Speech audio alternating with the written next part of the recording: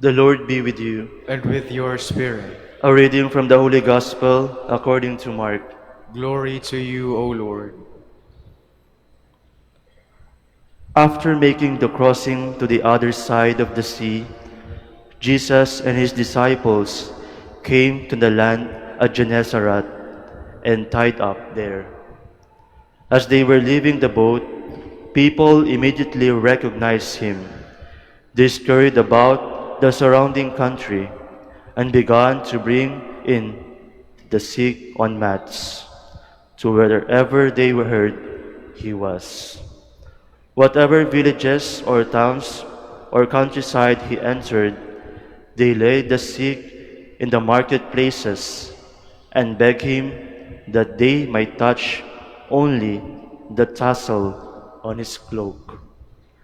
And as many as touched it were healed.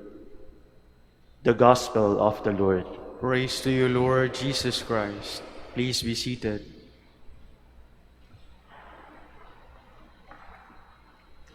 Magandang umaga po sa inyong lahat.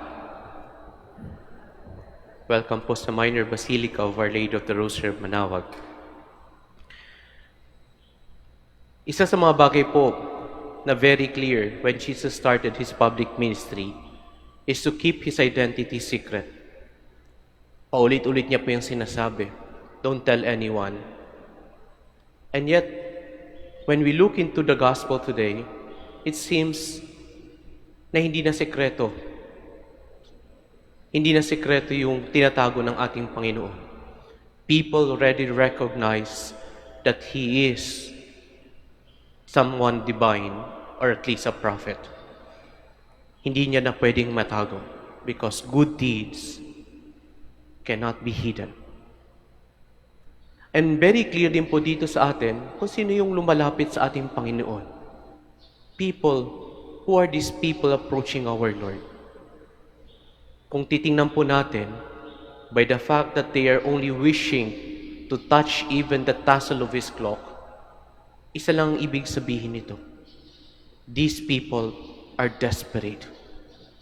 People who are poor enough to be desperate.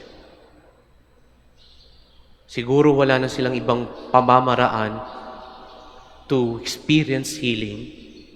Probably they have given already everything that they had just to experience healing, and yet they all failed in those things. Kaya nga ang tanging nakikita nilang pamamaraan is for them to touch the Lord. Kung ito yung pong description natin ng poverty, then everybody is poor. Lahat tayo. Lahat tayo mahirap. Because everybody, each one of us here, is longing to be touched, to touch the Lord. Yun ang poverty talaga po eh. Yun ang kahirapan. When we're hoping to touch the Lord and thinking na tayo ang tumahawak sa Panginoon to receive that healing. But the truth is, it is the Lord who touch us. Hindi tayo ang humawak sa Panginoon. Ang Diyos ang humawak sa atin. At yun yung awa, mga kapatid. Yun ang tinatawag na awa. And every time that our Lord would touch our lives, it is mercy. Every time our Lord look upon us with grace, it is mercy.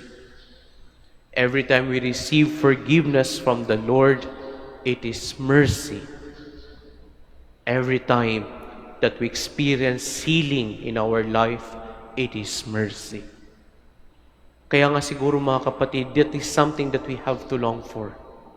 If we are all poor and hoping to be touched by God, then definitely we are all in need of mercy. Walang taong napakayaman na hindi nangangailangan ng awa.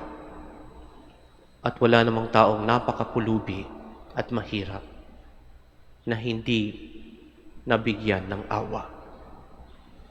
Kaya nga siguro mga kapatid, sa ating pagpapatuloy ng misa, yun ang ating pagdasal, yun ang ating hingiin.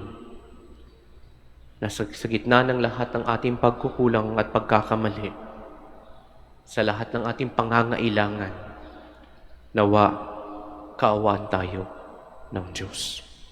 Amen.